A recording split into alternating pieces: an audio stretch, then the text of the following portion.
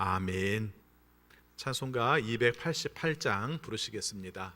288장입니다.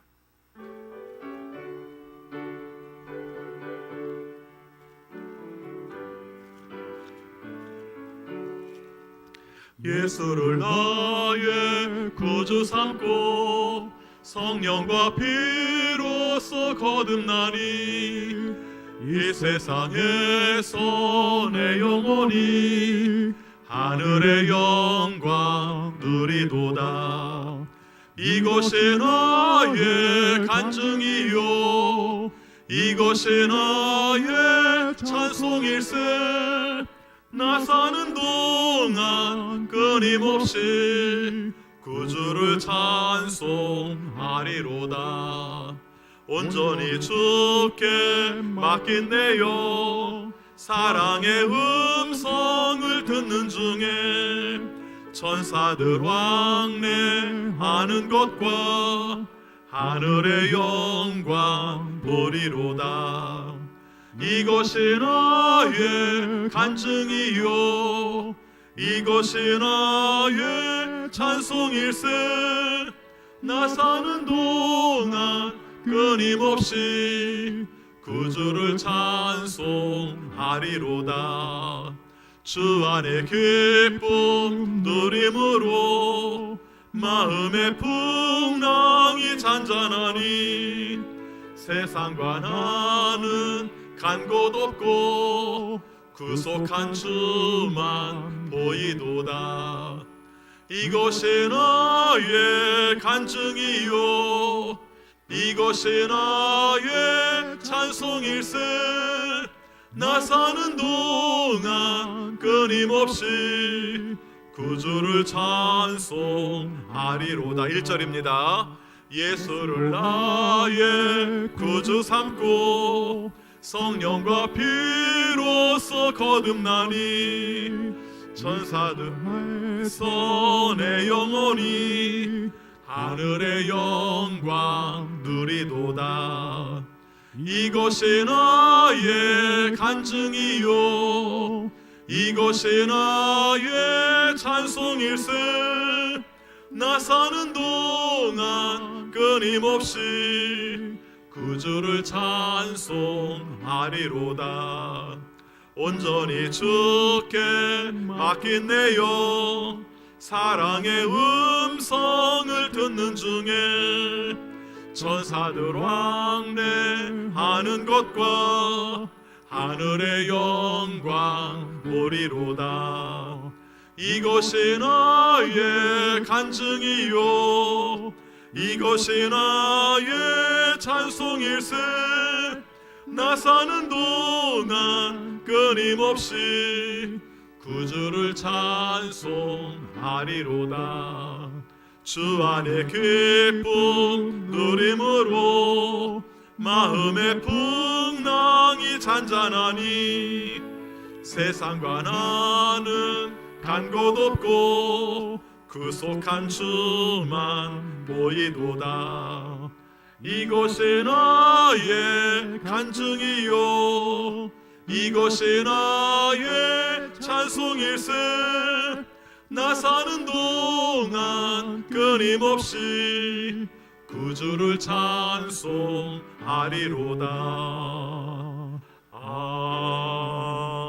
아멘. 214장 부르시겠습니다.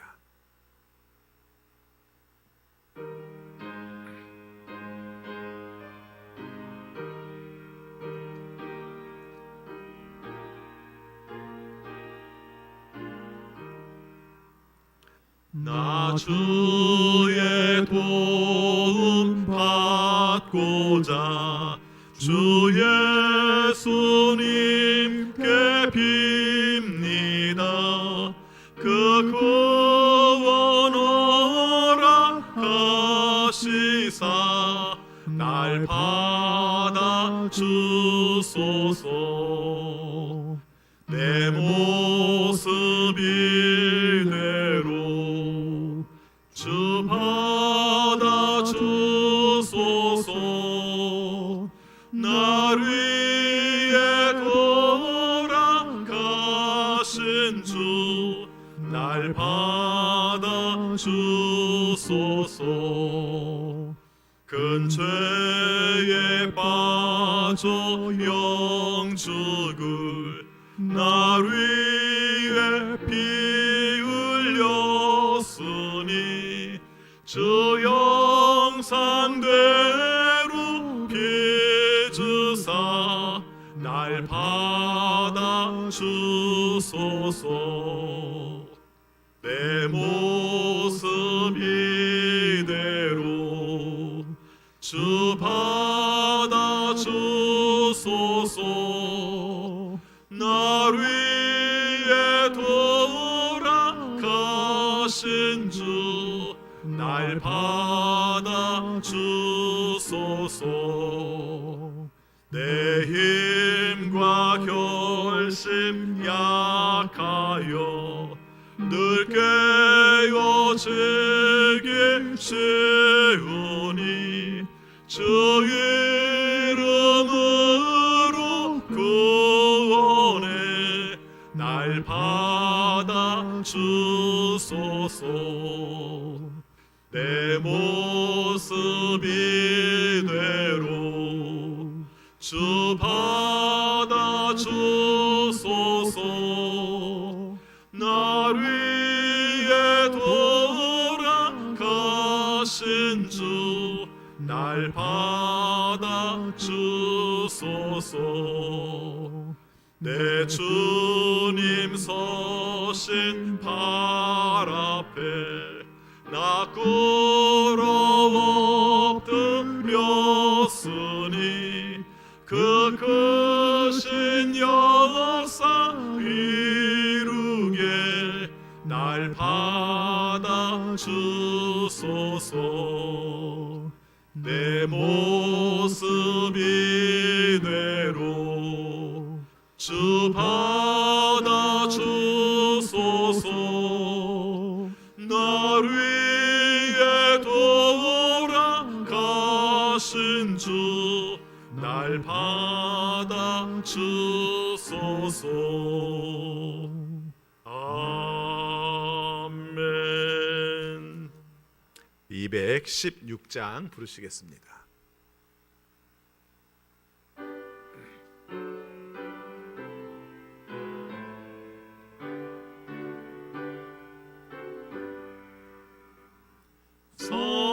성자의 귀한 몸 날 위하여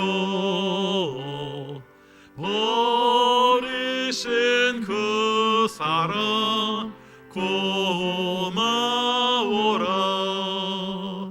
내 머리 숙여서 주님께 비는 말 나무어 주님께 바치리까. 지금도 날 위해 간구하신 이 옅은 믿음이 없나니 주님의 참사랑 고맙고 놀라워 찬송과 기도를 쉬지 않네. 주님의 십자가 나도 지고 신실한 믿음과 마음으로 형제의 사랑과 친절한 위로를 리게나 베풀게 하옵소서. 만 가지 은혜를 받았으니 내 평생 슬프나 주 즐거우나 이 몸을 온전히 주님께 바쳐서 주님만 위하여 늘 살겠네. 아멘. 218장 부르신 다음 오순남 권사님 기도인도 하시겠습니다.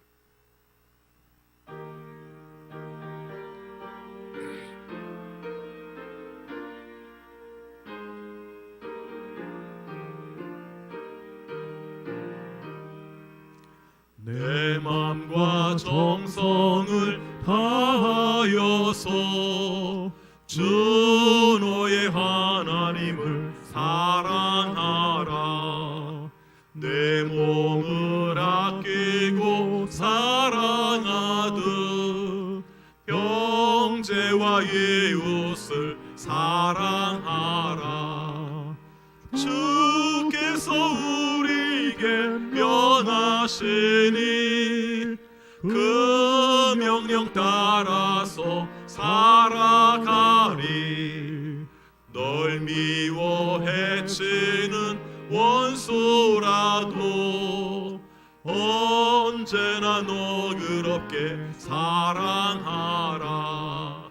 널 핍박하는 자 위에서도 신실한 마음으로 복을 빌라. 주께서 우리에게 면하시니 그 명령 따라서 살아가리.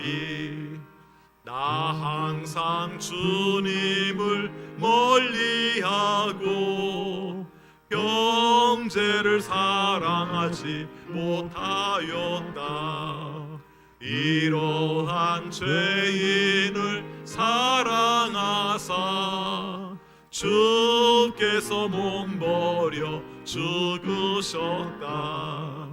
속죄의 큰 사랑 받은 이모 내 생명 다 바쳐 충성하리.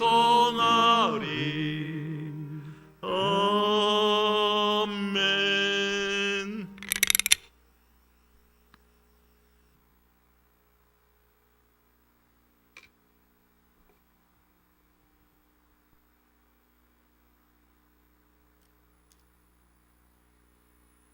하겠습니다.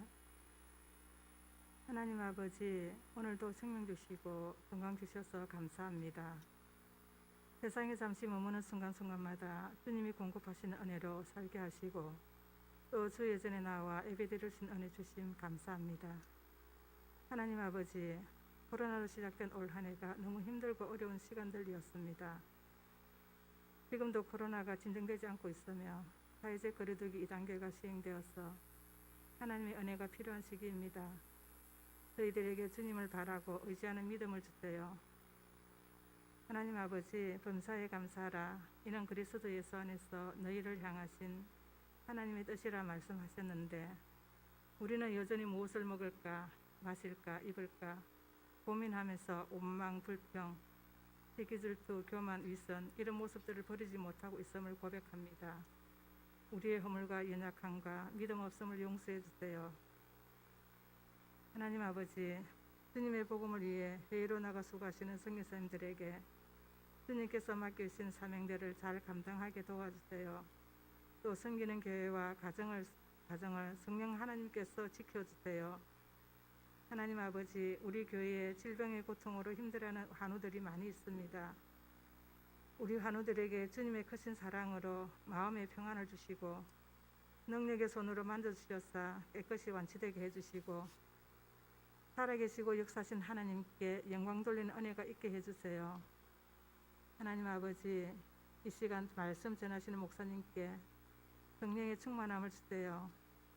말씀을 듣는 저희들의 마음이 옥토가 되게 하시고 주가성 여인의 우물가가 되게 하시고 주님과 소통하는 통로가 되며 우리의 생각과 행동이 구원받은 자로서 공의를 실천하며 항상 깨어 기도하는 자들이 될 수 있도록 도와주세요. 감사드리며 나를 죄에서 구원해 주신 예수님의 이름으로 기도드립니다. 아멘.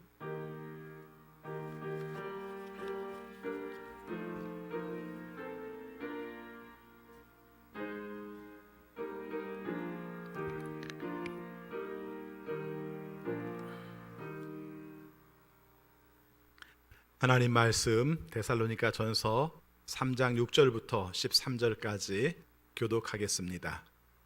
데살로니가 전서 3장 6절입니다. 그런데 지금 디모데가 여러분에게서 우리에게로 돌아와서 여러분의 믿음과 사랑의 기쁜 소식을 전하여 주었습니다. 또 여러분이 우리를 늘 좋게 생각하고 있어서 우리가 여러분을 간절히 보고 싶어 하는 것과 같이 여러분도 우리를 간절히 보고 싶어 한다고 전하여 주었습니다.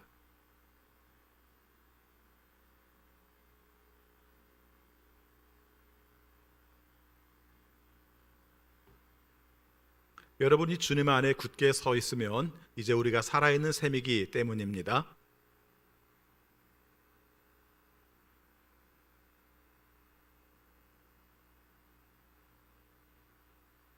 우리는 여러분의 얼굴을 볼 수 있기를, 또 여러분의 믿음에 부족한 것을 보충하여 줄 수 있기를 밤낮으로 간절히 빌고 있습니다.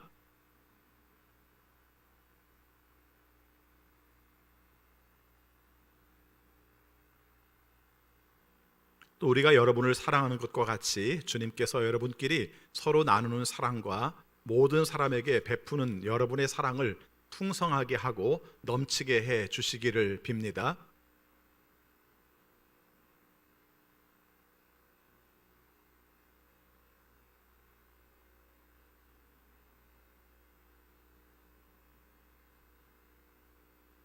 아멘. 수요 저녁 예배에 참석하신 여러분 모두에게 하나님의 크신 은혜가 함께 하시기를 축원합니다. 데살로니가 전서를 읽으면서 계속 강조하는 말이 있습니다. 사도 바울은 데살로니가 지역에 복음을 전하러 갔다가 자기가 생각했던 것만큼 오래 있을 수가 없었습니다. 그래서 그것이 늘 안타깝고 또 늘 불안한 마음이 있었습니다. 그래서 그곳 사람들이 잘 지내는지 궁금했습니다. 그래서 디모데를 보냈는데 온 소식에 의하면 신앙생활을 잘 하고 있다고, 또 서로 이렇게 잘 북돋아주고 있다고, 이런 말들을 듣게 되었습니다. 이 말이 가장 기본적으로 많이 나오는 말이에요. 그러면서 제가 늘 말씀을 드립니다마는 서신서에서 아무 문제도 없는데 그냥 안부만 전한 편지는 없다, 이런 말씀을 드렸어요. 그럼 잘하고 있는데 뭐가 문제인가 이렇게 생각할 수 있죠. 사이사이 나오는 내용들이 꼭 못해서만 하는 건 아니고 성도들이 기본적으로 해야 될 내용들도 말을 하고 있고, 그 다음에 보충을 해야 될 내용들도 말을 하고 있습니다.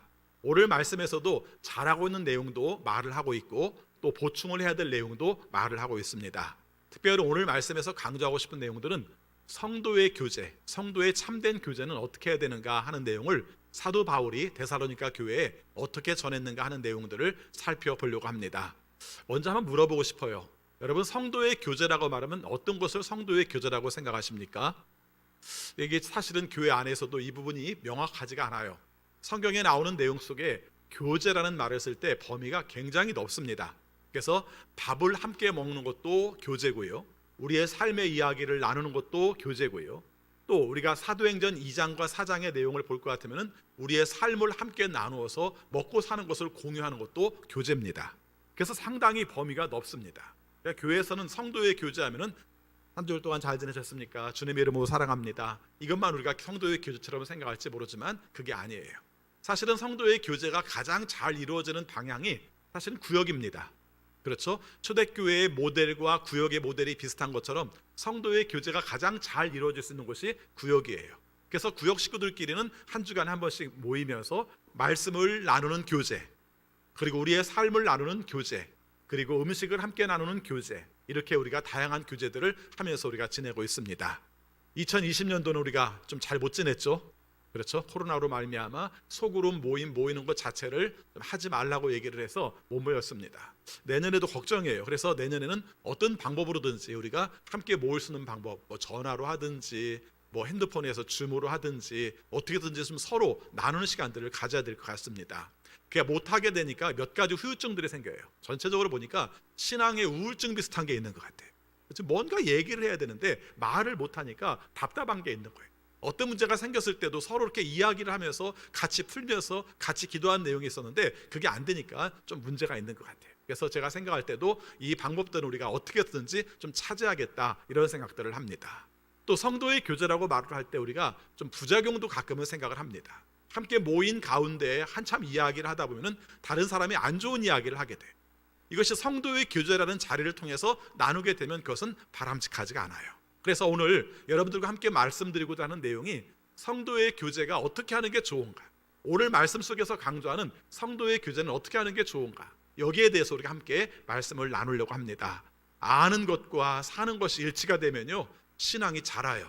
우리가 생각할 때 그 사람 뭐 신앙생활 한다 해도 안 자라더라고, 변화가 없더라고 할지 모르는데 아니에요. 말씀을 알고 살려고 노력을 하면 변해요. 근데 문제는 알기만 하고 안 살면 안 변해요. 그리고 알기만 하고 안 살면 비판하는 것에 쓰임받게 돼요. 그래서 오늘 어떤 경우를 할지라도 아는 것과 사는 것을 일치시켜서 오늘 말씀을 배운 뒤에는 성도의 교제도 우리가 배운 사람답게, 그렇죠? 배운 사람답게 한번 할 수 있도록 해봤으면 좋겠습니다. 자, 오늘 말씀에서도 사도 바울이 디모데를 데살로니가에 보내서 그 사람들에게 들고 온 소식을 가지고 편지의 이야기가 시작을 하고 있습니다. 자, 6절 말씀 우리 같이 읽어보겠습니다. 그런데 지금 디모데가 여러분에게서 우리에게로 돌아와서 여러분의 믿음과 사랑의 기쁜 소식을 전하여 주었습니다. 이렇게 얘기를 하죠. 그래서 지금 이야기 시작이 디모데가 데살로니가 갔다 와서 전해준 이야기인데, 전해준 이야기의 핵심적인 얘기가 어떤 얘기예요? 믿음과 사랑의 이야기예요. 여러분 이걸 잘 살펴보시기 바랍니다. 그 사람들에 관한 어떤 이야기였는가, 데살로니가 교회에 관한 어떤 이야기였는가를 잘 살펴보시기 바랍니다. 여러분들은 밖에 나가서 이렇게 형제들이 신앙생활을 하게 되면, 그렇죠? 형제들이 신앙생활을 하게 되면은 우리 교회를 이야기할 때 어떤 이야기를 합니까? 저희도 이제 집안들이 다 신앙생활을 하는 집들이잖아요. 처가도 그렇고 또 우리 본가도 그렇고 다 신앙생활을 하는 사람들입니다. 모이면 교회 이야기를 해요. 그렇죠? 모이면 교회 이야기를 합니다. 자기네 교회 이야기를 합니다. 굉장히 다양한 이야기를 합니다. 그런데 그 내용들 중에서 가끔씩 이렇게 느끼는 것 중에 하나가 뭐냐면은 우리 교회가 얼마나 사랑이 많은지, 우리 교회가 얼마나 믿음으로 신실한지, 우리 교회가 성도의 교제를 얼마나 잘하는지, 이런 내용들도 없지 않아 있습니다만은 사실은 그 외에 우리 교회가 얼마나 많이 모이는지, 그렇죠? 우리 교회가 재정적으로 얼마나 규모가 큰지, 우리 교회가 선교를 얼마나 많이 하는지, 우리 교회 목사님이 얼마나 잘났는지, 그렇지 않나요? 여러분 오늘 이 차원을 한번 좀 달리 생각해 보라는 겁니다. 우리 교회 성도들이 성도들을 돌보는 마음들이 얼마나 좋은지, 성도들의 믿음을 북돋아주기 위해서 얼마나 노력을 하는지, 한 영혼이 우리가 실족당할까 봐 그 영혼을 위해서 얼마나 노심초사하면서 애쓰는지, 이런 이야기를 자랑하고 있는가 하는 거예요. 오늘 디모데에게 통해서 들은 데살로니가 교회 이야기는 교회 사이즈, 리더십, 재정, 그 다음에 어떤 성장의 어떤 내용, 이런 것들이 아니라 믿음과 사랑에 관한 이야기들을 하고 있다고 말씀을 하고 있습니다. 그래서 먼저 이런 말씀을 드리고 싶어요. 여러분 정말 중요한 것은 무엇인가? 성도의 교제라는 말을 했을 때 가장 기본적인 것, 교제의 가장 기본적인 것들이 어떤 것이 있을까 생각해 본다면은 가장 중요한 것은 상대방의 믿음이 관심을 갖는 게 성도의 교제에서는 가장 중요하다는 것입니다. 여러분 가끔씩 사람들과의 관계 속에서 어떤 안 좋은 면이라든가 또 불편한 면이라든가 이런 게 있을 수 있어요. 그렇죠? 함께 모이는 식구들끼리 어떻게 그게 없을 수 있겠습니까? 근데 그럴 때에도 우리가 우리의 삶 속에 성도의 교제가 잘못되는 가장 중요한 이유, 제가 부정적인 얘기를 먼저 합니다만은 잘못되는 가장 부정적인 이유는 기준을 나한테 맞춘다는 겁니다. 그렇죠? 내가 보기에 너는 그래, 이거죠. 간단히 말하면 그렇습니다. 내가 보기에 너는 그래, 그렇기 때문에 너는 내가 마땅하지가 않아, 내가 너에 대해서 내가 좋은 감정들이 안 생겨, 이런 마음들이 생기기 시작하면 온전한 성도의 교제가 안 된다는 것이죠. 여러분 성도의 교제는 관점을 철저하게 상대방의 믿음에 둬야 됩니다. 상대방 자체에 두는 것도 아니고 믿음에 둬야 되는 거예요. 그래서 우리의 삶 가운데서 너 다 잘해, 넌 뭐든지 잘해, 이렇게 하는 것도 바람직하지 않고, 그 사람이 한 내용에 대해서 내 기준에 의해서 그 사람을 정죄하는 것도 바람직하지 않고, 내가 이 사람이 어떻게 하면은, 이 사람에게 어떻게 하면은 이 사람의 믿음으로 자랄 수 있겠는가, 권면할 때 권면해주고 또 우리가 책망할 때 책망을 해주되 진정한 사랑의 마음으로 예수 그리스도께서 우리를 대하시는 것처럼 이런 마음으로 하는 것, 이게 가장 중요하다는 것을 말씀드립니다. 쉽지 않죠? 그렇죠? 그래서 기준을 삼아야 됩니다. 상대방의 믿음에 잘하는 거에 기준을 삼아야 되는데 그 기준은 사실은 또 어디에 있습니까? 진리의 말씀에 있어야 되는 거죠. 내가 기준이 아니라 진리의 말씀에 입각해서 그 사람의 믿음 가운데 온전하게 서 있는지 여기에 맞춰줄 수 있는 역할들을 감당을 해야 한다는 것입니다. 근데 디모데가 전해온 소식이 좋아요. 자, 6절 말씀 아까 읽은 부분 뒤에 또 읽어보겠습니다. 또 같이 읽습니다. 또 여러분이 우리를 늘 좋게 생각하고 있어서 우리가 여러분을 간절히 보고 싶어하는 것 같이 여러분도 우리를 간절히 보고 싶어 한다고 전하여 주었습니다. 여러분, 사도 바울이 이 말을 하면서 되게 좋았던 것 같아요.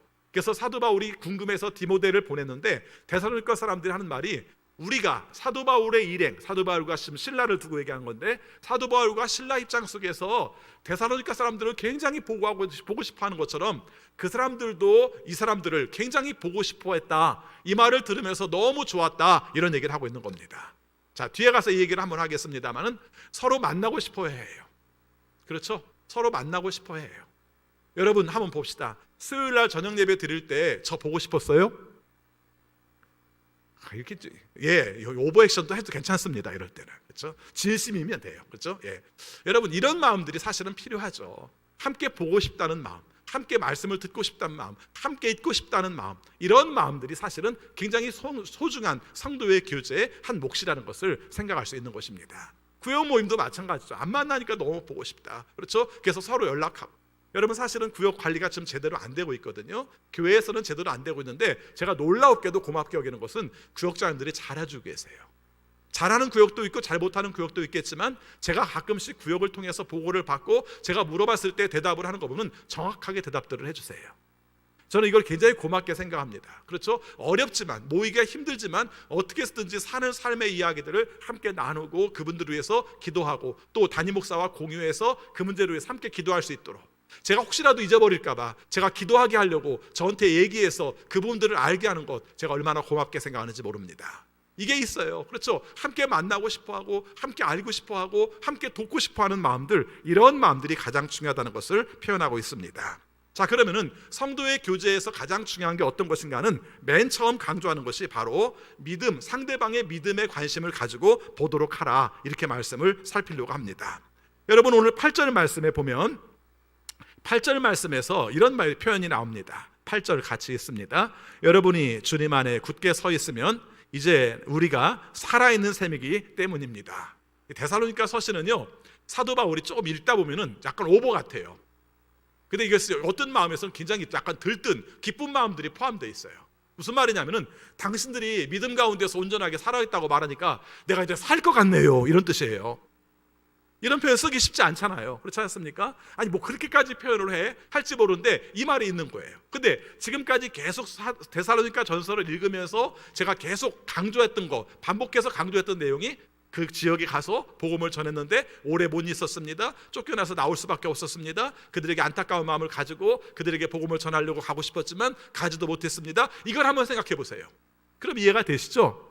그렇죠. 가지는 못하는데 제대로 돼 있는지 노심초사 걱정을 하고 있는데 디모데가 갔다 와서 하는 말이 믿음과 사랑을 잘 지키고 있고 그런 가운데서 우리들을 보고 싶어 한다는 말을 들으니까 좋아하는 거예요.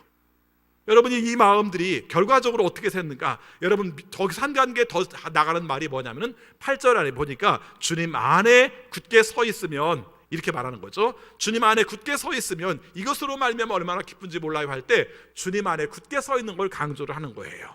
자, 아까 한 말씀과 이어서 말하면 사도 바울이 맨 처음 강조한 건 그 사람들이 믿음 가운데서 사랑 가운데서 잘 행한다고 했습니다. 그런데 거기서 끝난 게 아니라 믿음의 기초뿐만 아니라 튼튼하게 서 있습니다. 주님께 뿌리 내리고 있습니다. 주님께 기초를 두고 있습니다라는 그런 의미를 가지고 있는 겁니다. 데살로니가 서신을 얘기할 때 계속 강조합니다만은 여러분, 주라는 말이 여러분 하나님을 가리키는 말이기도 하지만 데살로니가 지역에 살던 사람들에게서 주는 로마의 황제였어요. 하나님이 아니라 로마의 황제였어요. 그래서 로마의 황제가 우리를 번영시켜주고 로마의 황제에 의해서 우리들은 모든 것들을 이루어 살아갈 수 있다는 그런 삶들을 살고 있던 사람들, 세속적인 사람들은 다 그렇게 사는데 이 사람들은 생각을 바꾼 사람들이에요. 어떻게 바꿨습니까? 예수가 주다, 이렇게 말하는 사람들이에요. 다른 사람들은 로마 황제가 주다, 그가 우리를 먹여 살린다, 우리를 온전하게 이끄는 주다, 이렇게 말하는데 이 사람들은 그게 아니라 우리의 주는 예수님이다, 예수님으로 말미암아 우리를 온전하게 산다, 이런 신념을 가지고 살아가는 사람들인데 그런 기초가 뚜렷하게 박혀 있더라는 것입니다. 이걸 강조하면서 우리가 말해주고 있는 것이죠. 그래서 지금 말한 내용이 주 안에 산다는 말이 그 당시에는 혁명적인 말이에요. 이 세상의 가치 속에서 중요하게 여기는 것들을 중요하지 않게 여기고 하나님께서 원하시는 것, 예수 그리스도께서 원하는 곳에 나는 모든 것을 걸면서 산다, 이런 뜻인데 데살로니가 교회 사람들이 그렇게 서 있더라는 것입니다. 그러니까 사도 바울이 얼마나 관심이 많아요. 그래서 사도 바울은 성도의 교제에서 어디에 관심을 가졌냐면 그 사람이 믿음 가운데 잘 서 있는가, 그 사람이 사랑 가운데 온전하게 서 있는가, 그리고 그 사람이 주님에게 뿌리 박혀서 뿌리 내려서 온전하게 서 있는가, 여기에 관심을 가지고 있다는 것입니다. 저도 가끔 신방을 하다가 그런 생각을 해요. 내가 신방을 이게 제대로 하고 있나 잘못하고 있나 이런 생각을 할 때가 있어요. 그렇죠? 신방 가서, 신방은 여러분께서 아시는 것처럼 사실은 제가 가서 말씀을 전하고 기도하는 것도 중요하지만 여러분의 이야기를 듣는 게 중요해요. 두 가지 축을 가지고 있는 것이죠. 그래서 제가 말씀을, 가정에 맞는 말씀과 기도를 하는 게 한 축이고, 또 한 가지는 여러분들의 가정에 관한 내용들을 제가 듣고 여러분들을 위해서 기도할 내용들을 함께 하는 것이 중요한 내용입니다. 그럴 때 여러분들이 어떤 내용들을 말을 해야 될까 하는 것이죠. 저도 그 얘기를 묻기가 어려워요. 큐티는 일주일에 몇 번 하세요? 하루에 기도에 2번은 들으십니까? 여러분 성경은 얼마큼 읽으세요? 여러분 가정 속에서 다른 사람들에게 사랑하며 사십니까? 이렇게 묻기가 쉽지는 않아요. 그렇죠? 또 여러분들도 저를 만났을 때 목사님 제가 요즘 신앙생활을 하는데 하나님이 원하시는 뜻대로 살려고 이런 노력을 기울여요. 근데 이런 어려움들이 부딪히고 있어요. 그래서 이렇기 때문에 힘들어요. 이런 내용들도 잘 얘기를 안 해요. 저도 오늘 말씀 준비하면서 많이 해결을 했어요.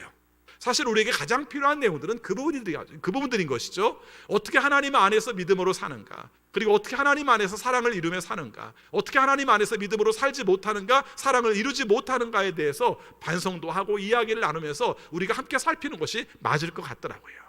그리고 늘 얘기하는 게 뭡니까? 건강하세요, 자녀들은 잘 되고요, 사업은 어떠세요? 3종 세트. 그렇죠? 제가 너무 가볍게 얘기하는지 모르겠습니다만은 사실은 중요하죠. 일상적인 삶 가운데 중요하죠. 근데 주님께 뿌리를 받고 살아가는 삶 가운데 살피면 그렇게 중요한 게 아닐 수도 있다는 거죠.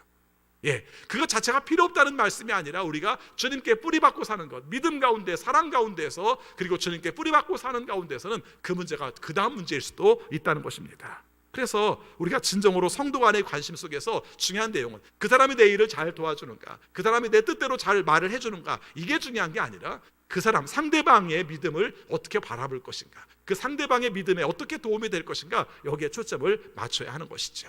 여러분, 이게 우리의 삶 속에서 얼마나 중요한 문제인지를 살펴볼 수가 있습니다. 또 한 가지, 참된 교제를 이루어나가는 과정 속에서 중요하게 여기는 게 뭐냐면은 인격적인 관계에 의해서 세워지는 것이 중요하다는 것입니다.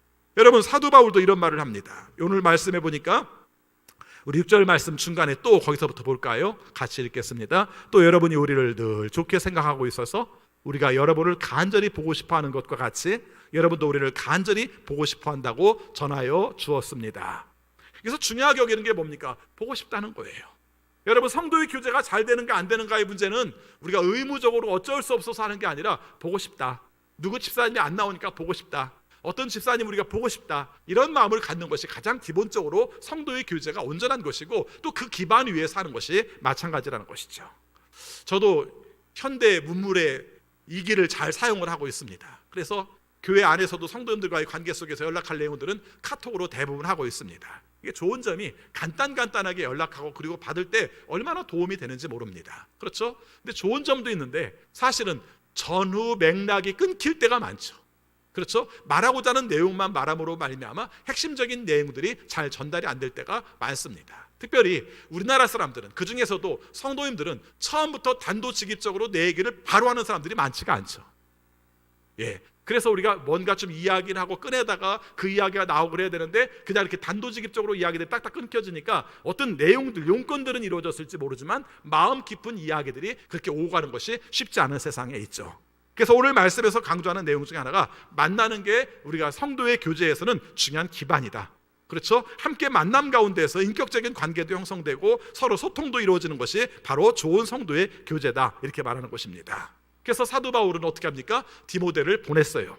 자기가 만나서 직접 소통을 하고 싶지만 그런 형편이 안 되니까 디모데를 통해서 보냈어요. 그리고 여러분들의 얼굴을 보는 것이 내가 얼마나 사모하는 건지 모른다는 마음도 전해서 보냈어요. 그랬더니 그 사람들도 우리도 사도 바울이 보고 싶다는 마음을 디모데를 통해서 보내왔어요.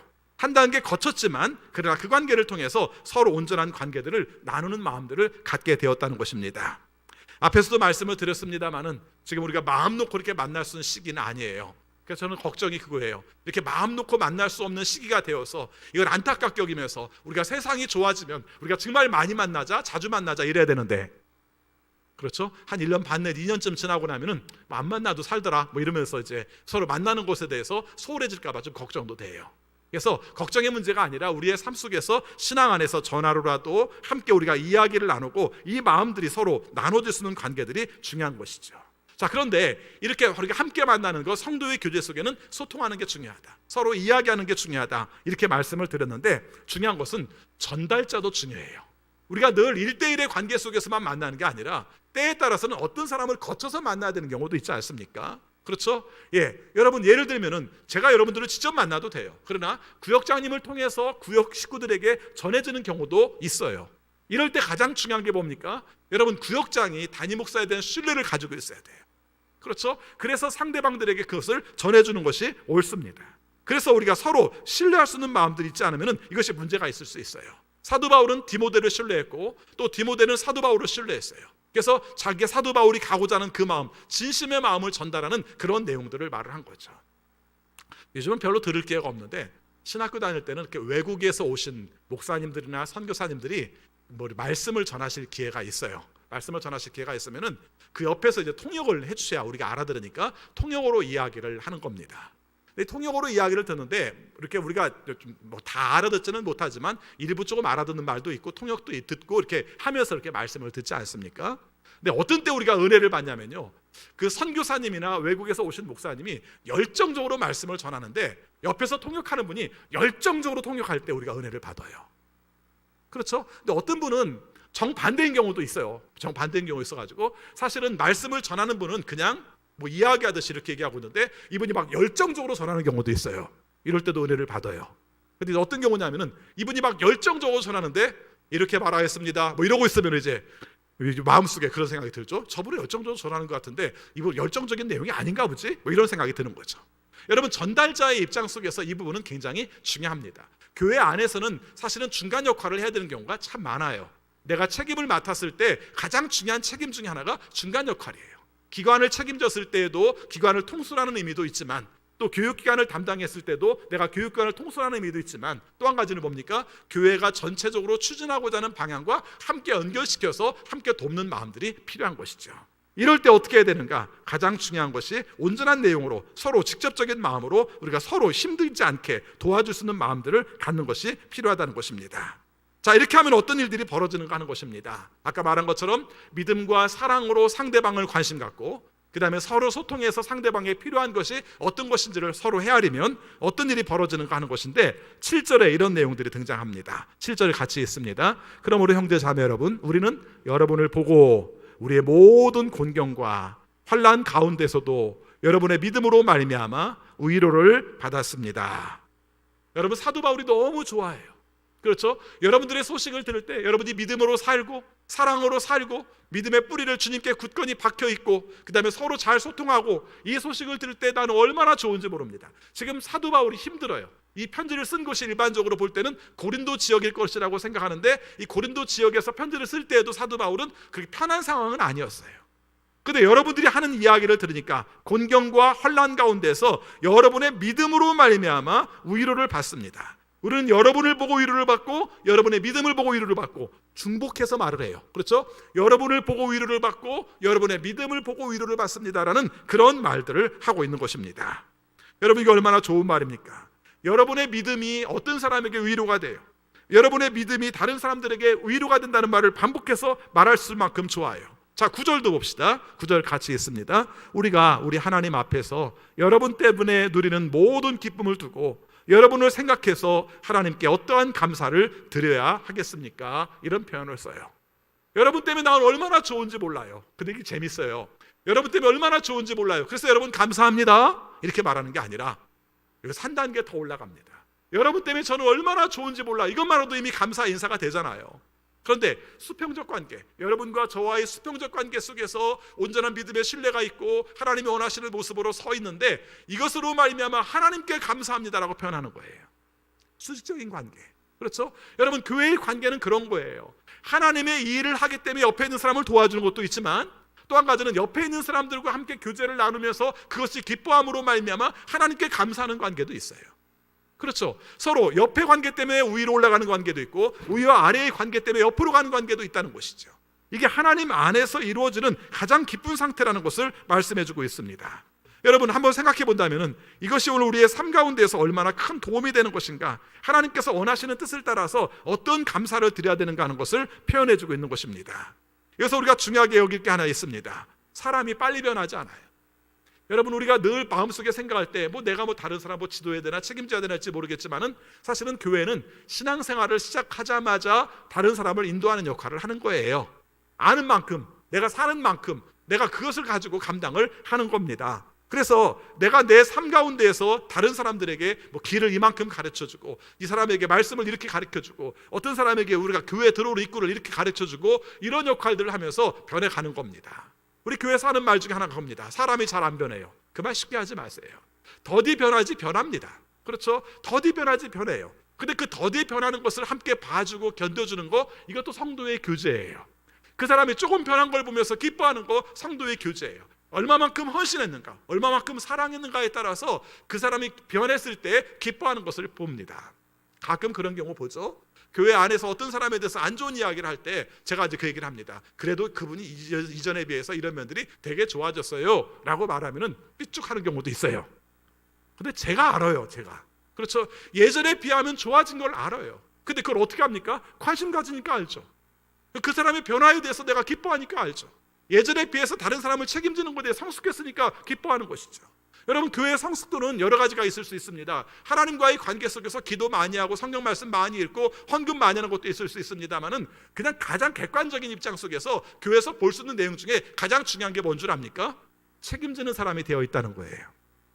내가 뭘 맡았든지 안 맡았든지 중요한 게 아니라 내가 뭔가 책임을 맡은 것이죠. 교회에 대한 책임, 성도에 대한 책임, 관심, 이런 것들이면 이미 그 사람은 성숙한 거예요. 이것이 우리가 다른 사람에게 보여줄 때 이것으로 말미암아 사도 바울이 기뻐하는 내용이 마찬가지인 겁니다. 마찬가지예요. 사도 바울이 뭘 보고 기뻐했겠습니까? 디모데가 전한 얘기가 뭐겠습니까? 그 사람들이 말씀대로 살려고 하더라. 세상에 여러 가지 세속적인 가치가 있지만 그거보다는 주님과의 관계 속에서 뿌리를 깊이 내린 관계로 살더라. 하나님 안에서 성도들이 함께 돌아보면서 서로를 위해서 함께 위로해주고 격려해주는 삶들을 살더라. 이거 얘기한 거예요. 그렇죠? 우리도 마찬가지예요. 우리의 삶 가운데에서 내가 보잘것없다고 생각할지 모르지만 다른 사람 하나 신경 써주고 다른 사람하고 관심 가지면, 아, 저 사람이 저렇게 성숙하는구나, 저 성숙한 모습이 참 좋네, 내가 이것만으로도 내 삶 가운데서 얼마나 기쁜지 몰라, 이런 마음을 가지고 사는 거죠. 여러분, 그렇다고 해서 저를 기쁘게 하기 위해서 신앙생활 하십시오, 제가 이렇게 말하지는 않아요. 그렇지만 여기 이어지게 되어 있습니다. 여러분이 온전하게 신앙생활을 하시고 여러분이 상대방을 도와주시면요, 저는 그걸로 말미암아 기쁘죠. 내 삶 가운데서 중요한 가치가 있다면 뭐가 있겠습니까? 내가 하나님이 원하시는 뜻대로 살았다 하는 거 하나, 그 다음에 또 한 가지는 성도들이 서로를 돌아보면서 하나님이 원하시는 모습으로 성숙해져 가는 거 하나, 이거면 되는 거 아니겠습니까? 맞죠? 예, 그거면 되는 거예요. 가장 성실한 모습이 그런 모습인 것이죠. 그 사람이 무슨 예언의 능력이 있든지 방언 기도를 하든지 치유의 능력이 있든지 그거 중요한 게 아니라 서로를 돌아보는 사람이 되는 것이 가장 중요한 거예요. 여러분, 이런 말씀을 가지고 성경을 바라보면요, 제일 많이 강조하는 것이 뭡니까? 서로 사랑하라는 단어예요. 이 말이 너무 많이 들으니까 그냥 그런가 보다라고 들으니까 그렇지, 사실은 교회가 해야 될 일 중에 가장 중요한 것이 서로 관심 갖고 서로 사랑하가 제일 중요한 것이고, 사도 바울이 이것으로 말미암아 기뻐하는 것들을 보게 되는 것입니다. 자, 그러면은 지금까지 우리가 사랑의 교제의 기초에 대한 말씀을 드렸다면은, 이렇게 교제를 했을 때 어떤 일들이 이루어지는가를 함께 살펴보려고 합니다. 여러분, 9절 말씀을 다시 읽겠습니다. 우리 하나님 앞에서 여러분 때문에 누리는 모든 기쁨을 두고 여러분을 생각해서 하나님께 어떠한 감사를 드려야 하겠습니까? 하는 거죠. 저는 여기서 오늘 굉장히 중요한, 좀 약간 심화적인 그런 내용들을 한 가지 좀 얘기하고 싶어요. 어떤 사람이 믿음으로 잘 성숙했어요. 그 성숙한 모습을 보니까 내가 기뻐요. 심지어는 내가 환난과 핍박 가운데 있지만은 그 사람의 성숙한 내용으로 말미암아 기뻐요. 끝! 그러지 말라는 거예요. 그럼 어떻게 하란 말입니까? 중요한 것은 그것을 하나님과의 관계 속에서 살피라는 거예요. 그렇죠? 하나님과의 관계 속에 살펴라. 이 사람이 이렇게 성숙한 걸 보면서 내가 이렇게 좋아하니 하나님께서는 얼마나 기뻐하실까, 이 마음을 갖도록 하라. 그래서 하나님께 그것으로 말미암아 감사라는 것입니다. 그리고 한번 살아온 삶들을 우리가 한번 돌이켜 살펴보시기 바랍니다. 어떤 사람을 전도했는데 그 사람이 믿음으로 성숙해서 그 사람이 세례를 받을 때, 그 사람이 직분을 받을 때 여러분이 기뻐해서 그 기뻐한 것을 하나님 앞에 감사를 표현했던 적이 있습니까? 아마 있으실 거예요. 그렇죠? 특별히 여러분이 전도했다면, 그래서 그 사람이 믿음 가운데 세례를 받았다면, 그 세례를 받은 사람이 직분을 받았다면, 그리고 교회 안에서 성숙한 위치에 차지해갔다면 그것처럼 기쁜 일이 어디 있겠습니까? 이런 일들이 재생산되고 반복되어서 하나님이 원하시는 일에 감사하는 마음들을 갖는 게 얼마나 중요한지 몰라요. 특별히 여러분이 스스로에 있어서 뭐 많이 먹고 많이 갖고 이런 것들을 감사보다는 하나님, 저분이 믿음 안에서 성숙해서, 저분이 믿음 가운데서 온전하게 성숙해서 그것으로 말미암아 감사합니다가 여러분의 감사가 되시기를 바라겠습니다. 여러분, 이것이 바로 하나님께서 우리에게 원하시는 뜻이에요. 그런데 감사로 끝난 게 아니라 이 감사한 다음에 한 일이 있어요. 이 사람들을 향해서 이런 일을 합니다. 10절 말씀 보겠습니다. 같이 읽습니다. 우리는 여러분의 얼굴을 볼 수 있기를, 또 여러분의 믿음에 부족한 것을 보충하여 줄 수 있기를 밤낮으로 간절히 빌고 있습니다. 비는 게 두 가지예요. 비는 게 두 가지인데, 하나는 볼 수 있기를. 오늘 말씀에서는 데살로니가 전서 3장에서는 봤으면 좋겠다, 보고 싶다, 너희들이 나를 보고 싶어 한다는 것이 기쁘다, 하여튼 보고 싶다는 말이 되게 많이 나와요. 그렇죠? 그 보고 싶다는 말이 뭡니까? 또 자연스럽게 기도가 되는 거예요. 하나님, 내가 이분들과 만나고 싶습니다. 이분들과 교제를 하고 싶습니다. 이분들과 관계를 갖고 싶습니다. 이런 간구가 바로 이어지고 있다는 것이죠. 그래서 관계를 가져서 소통을 맺고 그것으로 말미암아 하나님께 감사하고 그것으로 말미암아 그 사람을 위해서 기도하는 관계가 되었다는 것입니다. 특별히 이 문제를 한번 잘 살펴보시기 바랍니다. 우리 구역 식구를 통해서, 내가 만나는 기관 식구들을 통해서 그분들을 위해서 기도하시고요, 그분들이 존재하는 것을 통해서 감사하시고요, 그래서 하나님이 원하시는 교제를 이루시는 것에 대해서 감사하며 사시기 바랍니다. 사실은 인생이 왜 이렇게 외롭고 복잡한가 생각해 보면요, 사랑하지 않아서 그래요. 너무 극단적인 것 같죠? 사실은 맞아요. 관심을 가지고 사랑하면 사실은 아플 틈이 없어요. 돌아보는 마음들을 갖기 시작하면 내 마음속에 외로울 틈이 없어요. 상대방이 힘들어하는 것들을 돌보다 보면 내가 어느 사이인가 거기에 모든 걸 쏟았고 있다 보면 내 삶 가운데 힘들 틈이 없어요. 이것이 하나님께서 원하시는 우리의 법칙이고 우리가 감당해야 될 방법이라는 것을 말씀하고 있습니다. 또 여기 말씀해 보니까 또 간구하는 내용이 또 등장을 합니다. 11절입니다. 같이 읽겠습니다. 하나님, 우리 아버지와 우리 주 예수께서 우리의 길을 친히 열어주셔서 우리를 여러분에게로 가게 하여 주시기를 간구합니다. 또 보고 싶다는 얘기죠. 그렇죠? 12절에 보겠습니다. 또 우리가 여러분을 사랑한 것 같이 주님께서 여러분끼리 서로 나누는 사랑과 모든 사람에게 베푸는 여러분의 사랑을 풍성하게 하고 넘치게 해주시기를 빕니다. 이것도 빕니다니까 기도예요. 그렇죠? 10절 기도, 11절 기도, 12절 기도, 13절도 기도입니다. 13절 보겠습니다. 그래서 주님께서 여러분의 마음을 굳세게 하셔서 우리 주 예수께서 자기의 모든 성도들과 함께 오실 때 하나님 우리 아버지 앞에서 거룩함에 흠 잡힐 때가 없게 해주시기를 빕니다.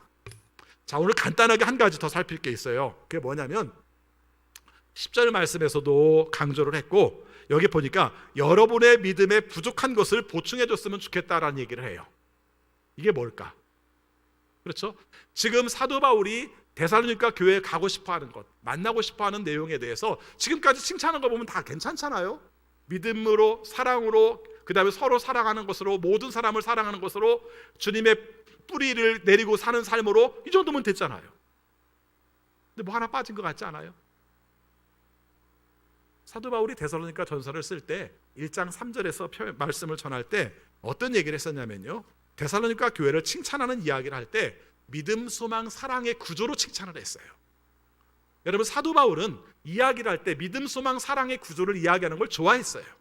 우리는 고린도전서 13장에 있는 말씀만 생각을 해서 믿음과 소망과 사랑, 그 중에서 제일은 사랑이다, 이 말씀만 생각하고 거기에 있는 말씀으로 생각할지 모르지만 사도 바울은 신앙을 얘기할 때 믿음, 사랑, 소망의 차원에서 이야기를 자주 해요. 그래서 데살로니가 교회를 향해서 편지를 보낼 때에도 강조할 때마다 믿음의 행위와 사랑의 수고와 소망의 인내가 너희들에게 함께하기를 바란다라는 말을 했었어요. 기억나세요? 여러분, 오래전 이야기지만은 우리가 데살로니가 전서 1장에서 그분들을 살폈어요. 근데 여기 보니까 지금 사도 바울이 얘기한 건 뭡니까? 믿음과 사랑은 이야기했어요. 근데 뭘 얘기 안 했죠? 소망을 얘기를 안 하네요. 그렇죠? 사도 바울이 데살로니가 교회를 향해서 편지를 쓸 때 소망에 관한 칭찬이 없어요. 그래서 여기서 부족한 것이 무엇인가라고 말한다면 이것은 소망에 관한 부분이라는 것을 알 수가 있습니다. 그럼 어떻게 하는가? 그건 제 생각인가? 아니요. 데살로니가 전서의 가장 중요한 주제가 사실은 종말론적인 소망에 관한 이야기예요. 그렇죠? 마지막 때에 주님 앞에 섰을 때 우리가 어떤 존재로 설 것인가? 이게 중요한 거예요. 그러면은 그 교회를 위해서 사도 바울이 해야 될 일은 뭡니까? 잘하는 것도 칭찬해야 되지만은 아직 진리 가운데 굳건하게 서지 못한 부분들을 잘 전해서 그 말씀 가운데 굳건하게 설 수 있도록 도와주는 역할이 필요한데, 그게 뭐였습니까? 종말론적인 소망. 그렇죠? 주님이 오시는 그날에 대해서 어떤 생각을 가지고 살아가야 되는가, 이것까지 잘 자라야 건강하게 자랄 수 있다고 생각해서 이런 내용들을 온전하게 전해주는 것에 대해서 관심을 가지고 있는 것입니다. 여러분, 중요한 건 그겁니다. 내가 다른 사람이 성장하는가를 바라보려면요, 내가 하나님의 말씀에 대해서 관심이 있어야 돼요. 그렇죠? 내가 하나님이 원하시는 뜻 가운데서 똑바로 살려는 마음들을 가져야 돼요. 그래야 다른 사람들한테 본이 될 수도 있고 다른 사람에게 가르쳐 줄 수도 있는 거예요.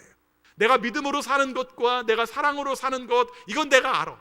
근데 내가 소망을 몰라요? 그럼 어떻게 되겠습니까? 나와 함께 지내는 사람들은 소망에 관한 차원들을 몰라요. 그렇죠? 하나님이 원하시는 믿음 가운데 사시기 바랍니다. 하나님이 원하시는 뜻대로 사랑하세요. 여기까지는 아는데 내가 경험하지도 않았고 내가 알려고도 노력하지 않았던 소망에 관한 부분은 전할 수가 있겠습니까? 없겠습니까? 없다는 것이죠.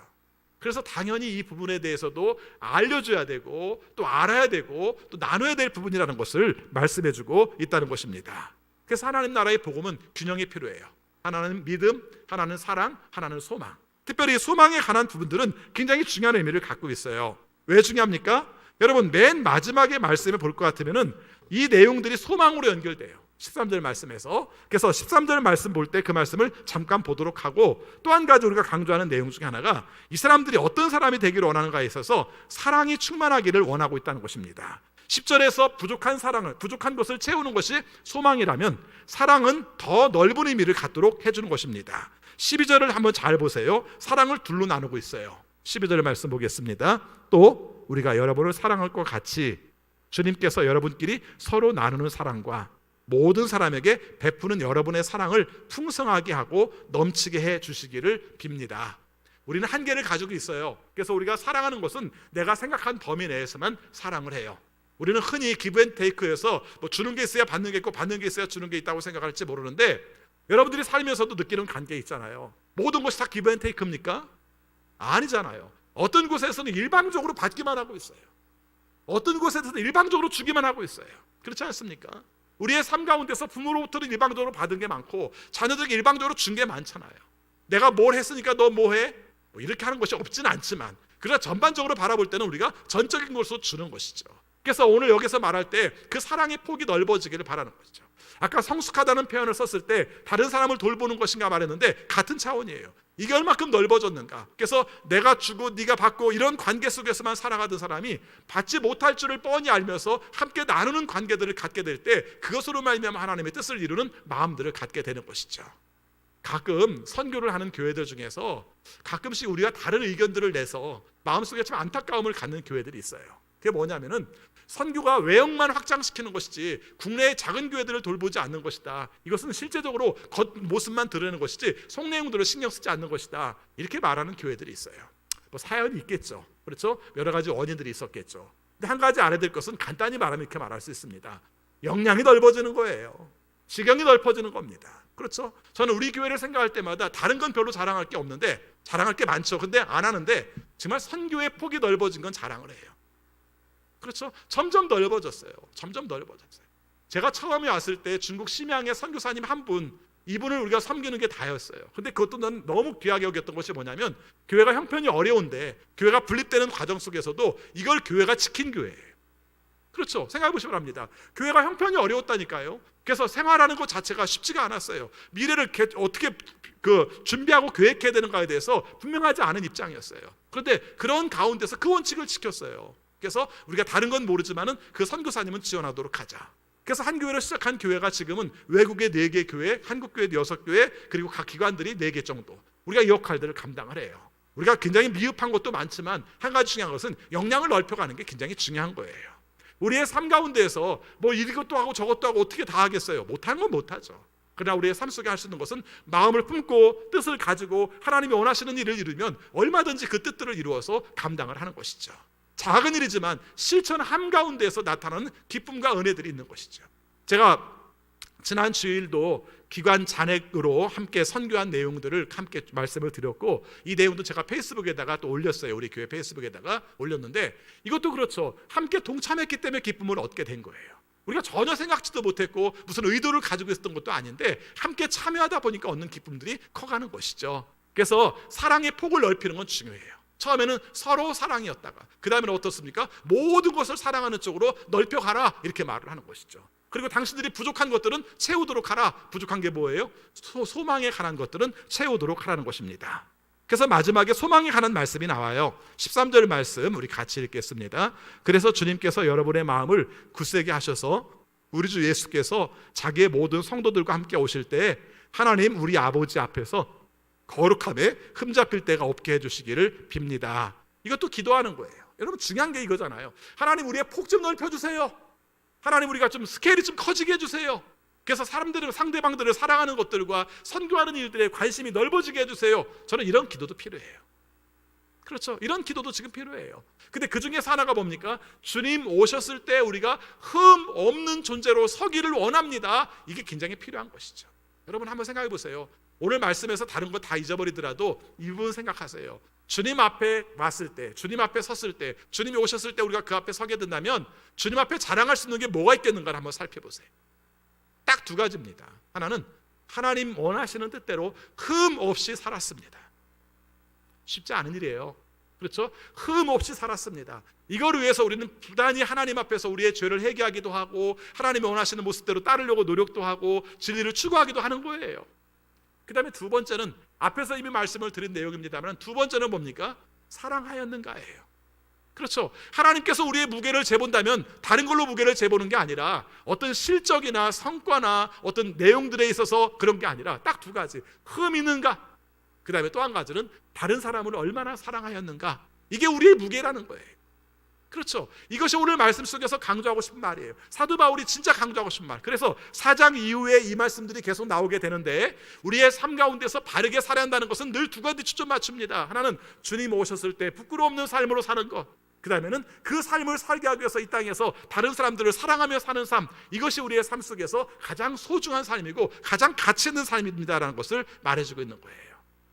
저는 가끔 그런 꿈을 꿔요. 지금도 어떤 한 사람을 바르게 믿음으로 인도해서 그 사람이 바로 세워져서 하나님이 원하시는 존재로 서든지 아니면 좀 더 우리가 더 역할을 감당해서 그 사람이 하나님이 원하시는 말씀들을 선포하는 사람으로 세울 수 있다면 그것처럼 멋있는 일이 어디 있겠어요.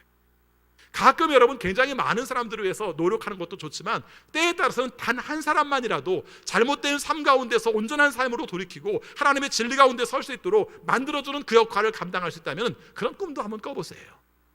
그렇죠? 그런 꿈도 한번 꿔보세요. 하나님 제가 부족하지만 내가 살아가는 삶 가운데서 단 한 사람만이라도 믿음 가운데서 온전히 설 수 있도록 그래서 그 사람의 믿음 가운데 굳건한 사람이 될 수 있도록 한번 만들어보고 싶습니다라는 그런 포부도 하나님께 말씀을 드려보세요. 이렇게 말할 때 우리가 복음으로 전도해서 교회에 와서 그렇게만 생각하지 말고 정말 못됐는데 그 사람의 가치관이 바뀌어지고 생각이 바뀌어져서 예수 그리스도로 말미암아 이 세상으로 해서 헌신하는 삶으로 만들어지는 그런 내용들, 아니면 너무 윗바닥 인생에 있어서 자신의 삶에 대한 가치와 희망을 알지 못했는데 아니면 사는 삶 가운데서 가치를 못 느껴서 죽고 싶었는데 그 삶 가운데서 희망을 가져서 하나님이 원하시는 것들을 추구하며 살 수 있도록 해준다면 세상에서 그것처럼 멋있는 게 어디 있겠습니까? 우리 다니엘서 12장의 말씀에 그런 말 나오죠. 옳은 사람을, 그렇죠, 많은 사람을 옳은 길로 인도하는 사람은 하늘의 별처럼 빛날 것이다라는 말씀을 나와요. 그렇죠. 잘못된 길 가운데 있는 사람을 옳은 길로 인도하는 사람, 이것은 복음의 전도도 포함됩니다만 복음의 전도 외에 가치관을 잃어버린 사람들, 살아가야 될 방향을 잃어버린 사람들, 우리의 삶 속에 생명의 가치를 잃어버린 사람들, 이 사람들이 믿음 가운데 설 수 있도록 도와주는 것도 포함된다는 것입니다. 오늘 말씀 정리합니다. 오늘 우리의 삶 속에서 성도의 교제를 중요한 가치로 여기시기 바랍니다. 그렇죠? 내 삶 가운데 정말 소중한 존재고 믿음으로 사랑으로 잘 살아가는가, 그리고 인간관계 속에서 정말 원만한 관계로 함께 보고 싶은 관계로 잘 사는가, 그런 가운데서 부족한 점이 있을 때 그것을 위해서 함께 기도하고 하나님이 원하시는 뜻 가운데 살아야 되는데 그 최종적인 목표는 서로 사랑하는 것, 그리고 모든 사람을 사랑하는 것, 그리고 궁극적으로는 소망을 가지고 하나님이 원하시는 모습 가운데서 온전히 설 수 있도록 나도 살고 그 사람도 살 수 있도록 도와주는 것, 이것이 바른 성도의 교제라는 것을 살피시기 바랍니다. 이제 여러분이 이 말씀을 들었으면 함께 구역의 교제를 한다든가 성도 안의 교제를 한다든가 끝났을 때 평가를 해야 됩니다. 그렇죠? 오늘은 우리가 무슨 얘기를 했는가? 오늘 먹는 얘기 했네. 그럼 회개하셔야 됩니다. 아셨죠? 자식 자랑하다 끝났네. 그럼 회개하시기 바랍니다. 나쁜 것은 아니지만 궁극적으로 우리가 추구해야 될 것을 위해서, 훈련을 위해서 필요해요. 그렇죠? 이런 얘기만 하다 말았는데 성도의 믿음을 위해서, 성도의 사랑을 위해서 함께 격려하고 권면하고 그것이 우리에게 어떻게 도움이 되었는가를 함께 살피는 것, 이게 쉽지 않아요. 이 역할들을 감당할 때 우리가 서로 성숙해지는 것을 경험하게 되는 것이죠. 저와 함께 코칭넷 하시는 목사님들이 코칭넷 모임을 좋아하세요. 왜 좋아하는가? 함께 모이니까 좋고 밥 먹으니까 좋고. 아니요, 그보다 더 좋은 이유가 있어요. 그게 뭐냐면요, 우리가 잘못된 내용들을 서로 지적할 수가 있어요. 쉽지 않아요. 목사님들이 자존심이 얼마나 강한데요. 그렇죠? 함께 모이는 가운데서 그것이 잘했냐 못했냐 말하기 쉽지 않아요. 근데 해요. 그렇죠? 이건 이렇게 하는 게 아니야, 이렇게 한 것이 잘못된 거야 라는 얘기를 서로 합니다. 근데 너무 기뻐해요. 사실은 또 외로웠던 거예요. 내 삶 가운데 어떤 가치관을 가지고 어떤 판단을 가지고 서야 될지 모르는 입장 속에서 그 부분들을 함께 서로 이야기하면서 굳건하게 서는 것을 굉장히 기뻐해요. 여러분들이 그런 걸 후원하고 있습니다. 예, 여러분들이 그 훌륭한 일들을 하고 있어요. 우리의 삶 속에서 작은 일이지만 우리가 하고 있는 일을 먼저 발견하시는 것도 좋아요. 그렇죠? 아, 이렇게 하고 있구나, 이게 참 좋은 일이구나, 이 일들을 통해서 경험하게 되면 그 다음에 또 보여요. 아, 이런 일도 해야겠구나, 이런 역할들을 우리의 삶 속에 중요한 가치를 가지고 있구나, 이런 마음들을 갖는 것이죠. 아무쪼록 우리의 삶 가운데서 흠 없는 삶과 사랑의 폭을 넓혀가는 일에 우리가 최선을 다할 수 있는 우리 모두가 되시기를 바라겠습니다. 기도하겠습니다. 주님 사랑합니다. 저희들을 사랑하셔서 오늘 말씀으로 우리 자신을 보게 하시고 하나님이 원하시는 뜻을 추구하며 살게 하심을 감사합니다. 오늘 우리에게 주신 말씀처럼 성도의 교제를 잘 감당할 수 있어서 상대방이 믿음으로 사랑으로 잘 성장해가는 것을 지켜봐주고 또 부족한 것을 함께 도와주고 또 그들을 위해서 함께 기도하고, 그래서 궁극적으로는 하나님 앞에 섰을 때에 부끄러움 없는, 부족함 없는, 흠 없는 존재로 서기 위해서 함께 노력할 수 있는 우리 교회 공동체가 되게 하여 주옵소서. 사랑을 받기만 하는 것이 아니라 다른 사람을 사랑할 수 있어서 우리의 역량이 넓어질 수 있도록 주여 도와주옵소서.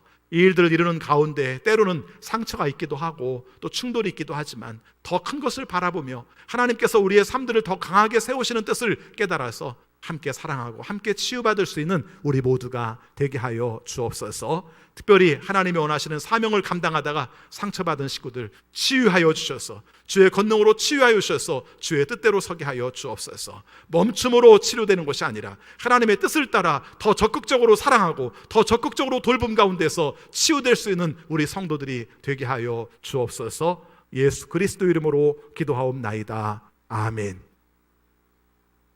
찬송가 220장 부르시겠습니다.